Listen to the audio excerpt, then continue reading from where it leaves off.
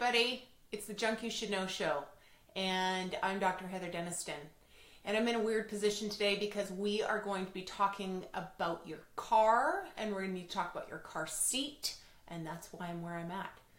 I hope you are having a great Friday. I know I am. Here's some junk you should know. Hammer out a breast of chicken, stuff it with a little feta, basil, sun-dried tomato. I mix it together with a little mayo to make it stick, and then wrap that thing shut, bake it at 375, 15-18 minutes. That's what I'm making for the mister tonight.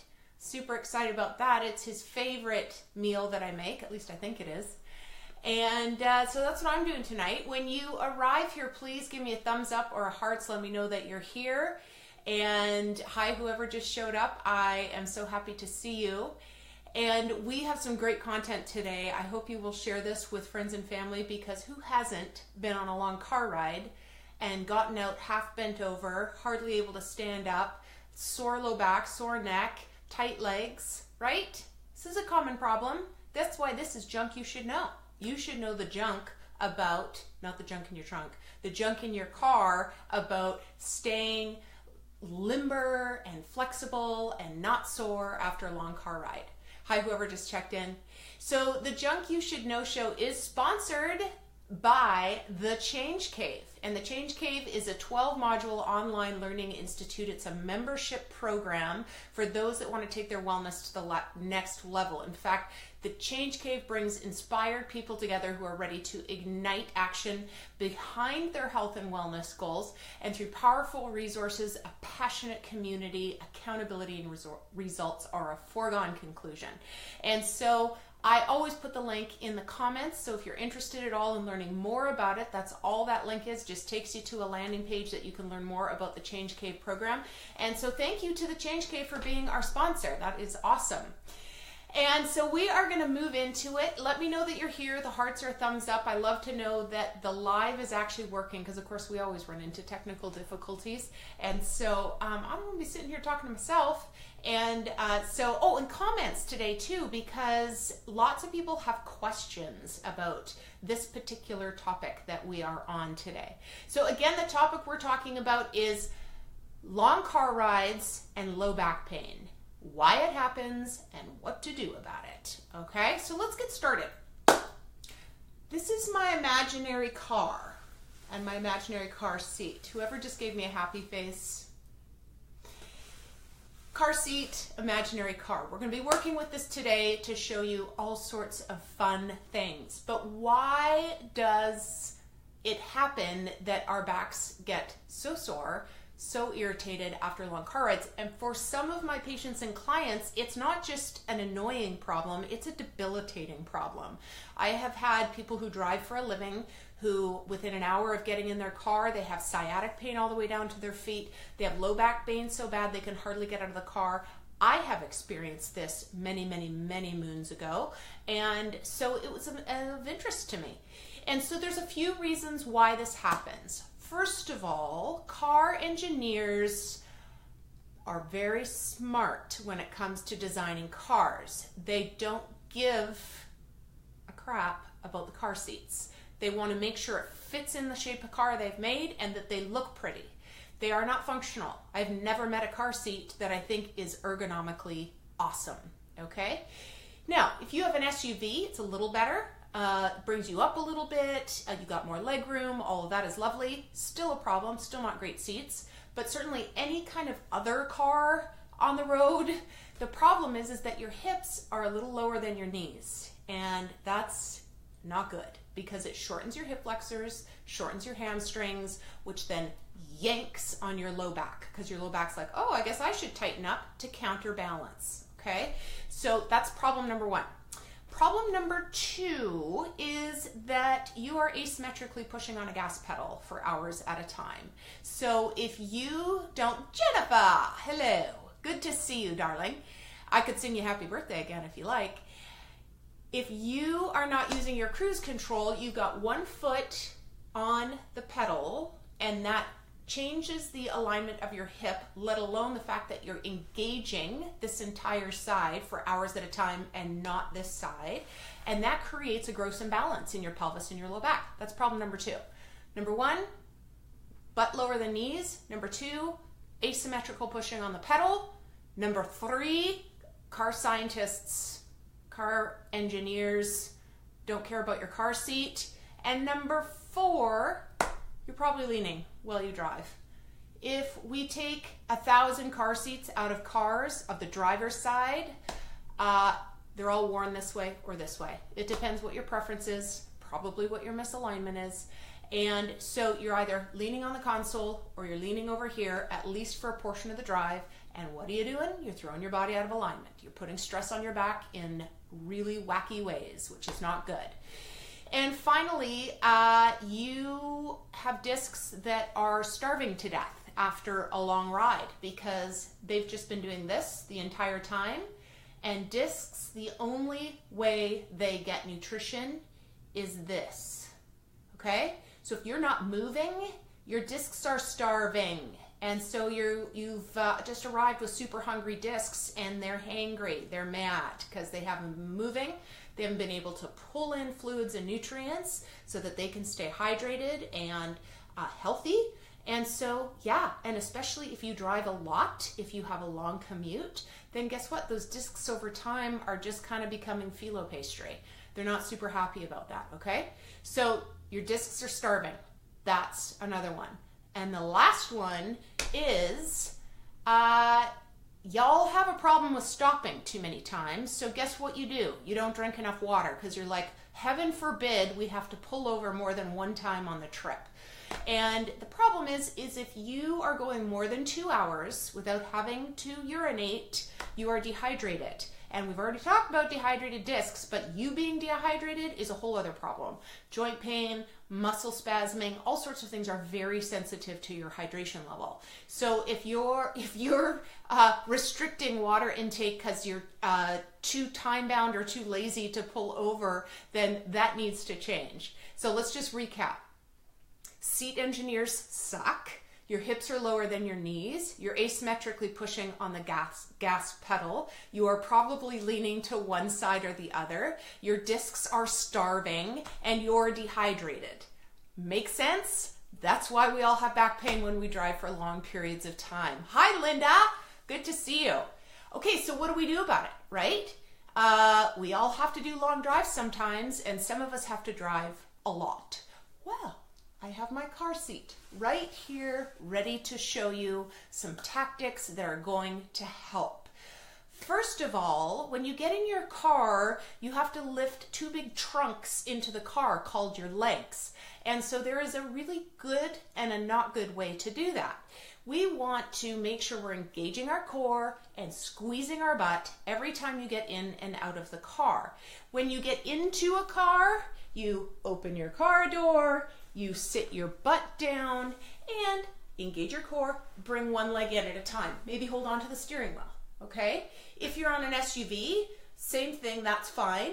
You, did I say get? Yeah, sit down, bring both legs in. You can put one leg in first and then sit your butt down. Just make sure that you're engaging your core. And it is a little safer if you have the room to do it in your car to sit your butt down and bring both legs in at the same time, okay? Or one at a time, but just really tight through here. Now getting out of your car, place a leg, okay? Hand on the steering wheel, bring that other leg. What am I doing? I'm tight through here, okay? And then if you need some assistance, you can grab onto the window or use your legs like this. We squeeze our butt and our tummy, and then we come up, okay? Especially after a long ride. Now, one little trick I do is I call it priming the pump. See how I did that? A little bit of analogy to what happens to cars in the olden days. Remember you had to prime them? Priming the pump means that we're gonna do 10 butt squeezes before we do anything. It flushes fluid up into the low back, it engages the muscle, and it tells your body, hey, we're gonna do something. So we squeeze, squeeze, squeeze, squeeze 10 times, and then you go from sitting to standing. Hi, Alexander. Do you mean this one? Squeeze, squeeze, squeeze, and up. priming the pump, that helps a ton. And for those of you that have like really legit low back pain and you have even trouble sitting at your desk, priming the pump can help anytime you have to get up. Let's say you're elderly and you're trying to get up off a couch or off something that's very difficult for you. Squeeze, relax, squeeze, relax, squeeze, relax. I'm squeezing my bum. And then on that final squeeze, we launch to standing. Okay, that's getting in and out of the car. That's number one. And really important, because if you are, let's say, running errands all day and you're in and out of the car 15, 20 times, then that can become a problem. If you're rotating and you're putting your low back at risk by rotating and flexing forward and then throwing a force through it, then you are setting yourself up for potential injury, okay? Okay, so we're moving on. Alexander, you're silly. Okay, so we talked about seat position. No, we talked about getting in and out of the car. Now we're going to talk about seat position. Here's what happens. You buy a car, you set your seat, and you set it and forget it. Problem. Your body is a perpetual motion machine, okay? You are meant to be moving constantly. Your brain and your body doesn't like it when you sit still. So when you are in your car and you've got a long ride to go, every half hour, every 45 minutes, every hour, shift it. Move it forward, move it back, move it up, move it down. Most of our cars now have power, so we can do all sorts of fun things. Even degrees makes a difference. So forward, back, up, down, tilt, change it. Just do something to change how your body is sitting. That goes for lumbar support too. How many of you inflated your lumbar support when you bought your car and just left it? Right? You want to deflate it, inflate it, deflate it, inflate it. Do you see what my pelvis is doing? In and out. That spine is moving every time you do that. So if every half hour or 45 minutes you deflate and inflate, you deflate from inflated or you inflate from deflated, then you're just giving your body some change, and that's what it craves. Now let's say you don't have lumbar support. Take a wallet. Take a towel. I have this towel here to show you a couple things. You could roll it up, put it behind your back for a little bit, okay? And this is preventative measure just as much as it is curative. So even before you get back pain, practice these measures because they will help. So we talked about getting in and out of the car, seat position, lumbar position. Now let's just pop up to the neck for a minute. Here's my car seat. And most of you have this is from 22 years of chiropractic experience. Most of you have your headrest too low. You want your headrest to be right in the middle of your head, because here's what happens. If you get in a car accident and you rear end somebody and you swing forward and you come back and you hit that headrest, if it's too low, something called ramping effect happens. You flex back over the headrest, extend, and come back down. And it doesn't have to be that low for that to happen. So get your headrest up nice and high. The bulk of it should be in the middle of your head. And think about that when you're purchasing cars too, because some headrests don't go up high enough. So just be cognizant of that, okay? Now, I don't have a headrest to show you this, but on a previous episode, I have shown you chin tucks before, or what we call grape squishers. And we call them grape squishers because you want to push back against your headrest with the pressure of a grape and hold for a count of 10. With the pressure enough to squeeze a grape. And hold for a count of 10. I tuck my chin, I translate back, I hold for a count of 10. What's that doing? Well, guess what happens when we drive? I'm starting my drive, I'm an hour in, I'm 2 hours in, 3 hours in.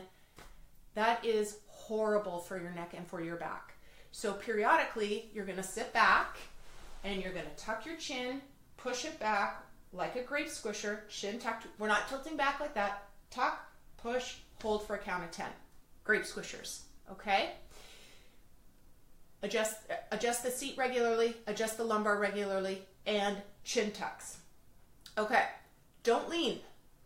Be aware of the fact that you tend toward one side or the other. Try to stay balanced or at least try to lean the other way consistently. So you're kind of going back and forth. Again, movement is good. So if you're leaning a little bit, that's fine. Just make sure you lean over to the other side. And then you lean back. And then you might just kind of stretch forward. So any of those are really good. Then butt squeezes and pelvic tilts. Now, as we talked about, you're sitting for a long ride. Your discs are getting hangry. Okay? So what do? We feed them. We feed them with butt squeezes and pelvic tilts. So here I am, I'm driving along, woohoo, and I squeeze my butt together and I let it relax. And I squeeze and I let it relax. I might squeeze one side and let it relax, and then squeeze the other side and let it relax, okay? Butt squeezes, simple. Now, pelvic tilts. You might just roll your pelvis under, flattening your low back, go into an arch of your low back. Flatten and arch. Flatten and arch. This feels really good, and it's super helpful for that low back. So butt squeezes, both sides, one side, the other side, and pelvic tilts. Now do about 20 or 30 of something every hour, okay?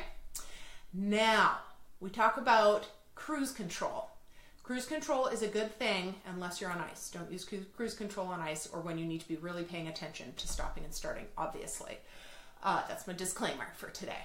But when you use cruise control, it frees you up to do a couple of things. Probably going to be yelled at for this, but I'm on cruise control, and so what can I do? I can do calf raises, just like that, pumping some fluid through my legs because it's all draining down there. Plus the pressure on the back of your thighs kind of limits circulation down there, and that causes problems too. So I'm lifting up, my thighs are getting nice fluid underneath them, my calves are squeezing, okay, up and down, and then I march because that engages those tight hip flexors, and it tells them just, hey, contract, relax, contract, relax, contract, relax. So marching and calf raises on cruise control. That's another one. Okay. Fill the seat with a towel. So many seats are dished out, right? Have you noticed that? Like after long car rides, my hips are tight because the seat is squeezing me right there because I'm down. So we take our towel and you put a half fold, put it on the seat, and then have a seat. Okay? It can pop you up just enough to get you out of that little hole. And you might just do this for half the ride. And then the other half of the ride, you're down. And what does that do? It puts your spine in motion. And why is that good? Because it is. Okay? Towel. That's a good one. Last one. Remember I said that hydration is important. So stopping every 90 minutes to 2 hours is going to be essential anyway. So while you are there, you are going to get out and do 6 laps around the car. Okay? And then you can do some jumping jacks. You can do some quad stretches, hamstring stretches, calf stretches. You can do a nice butt stretch. Oh yeah, that feels good. Because all of these muscles get tight with a drive. And I find if I do this really regularly on my car ride, I arrive in ship shape, right? So let's recap. Seat position, do not set it and forget it, move it. Alternating low back support, so we put the lumbar support up, we put it down, we put it up, we put it down, alternating what we're doing. And thanks, Jennifer. We do chin tucks, pushing back. We do butt squeezes and pelvic tilts. Okay, butt squeezes and pelvic tilts.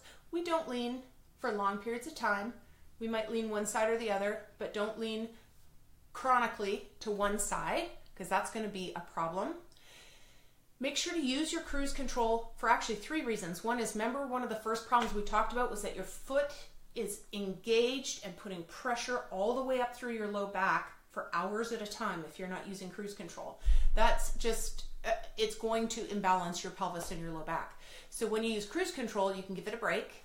You can also do the calf raises, which gets your thighs up off the seat, allows circulation to flow. It contracts and relaxes your calf muscles, so you're getting nice flow of fluid through there. And then you can march, just a little bit of marching, And that can help too, because you can feel it in your low back. It kind of pulls and contracts it, pulls and contracts it. And it also tells those hip flexors, hey, just let go. You're okay. Alrighty? And fill in the seat with a towel. Make sure that you've got that bucket kind of filled in. And again, you don't have to do that the whole time, but for part of the time would be great.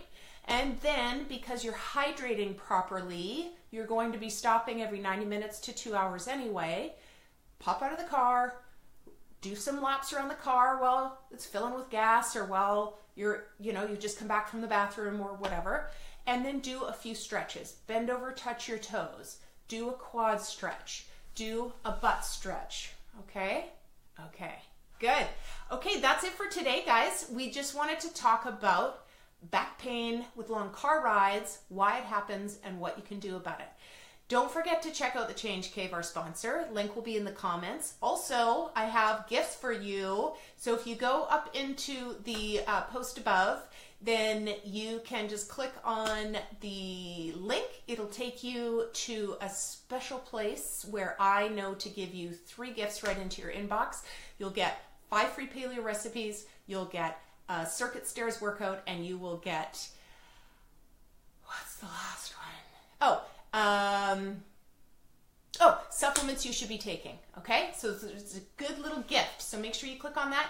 And it's great to see you. Please share the Junk You Should Know show with your friends, with your family, with your pets, with anybody who you think might be interested. And finally, if you have some junk you should know, then contact me and let me know. I would love to interview you. So thanks, guys. Have a great weekend. Remember the chicken recipe that I gave you at the very beginning, because it's really yummy. And I will see you next week.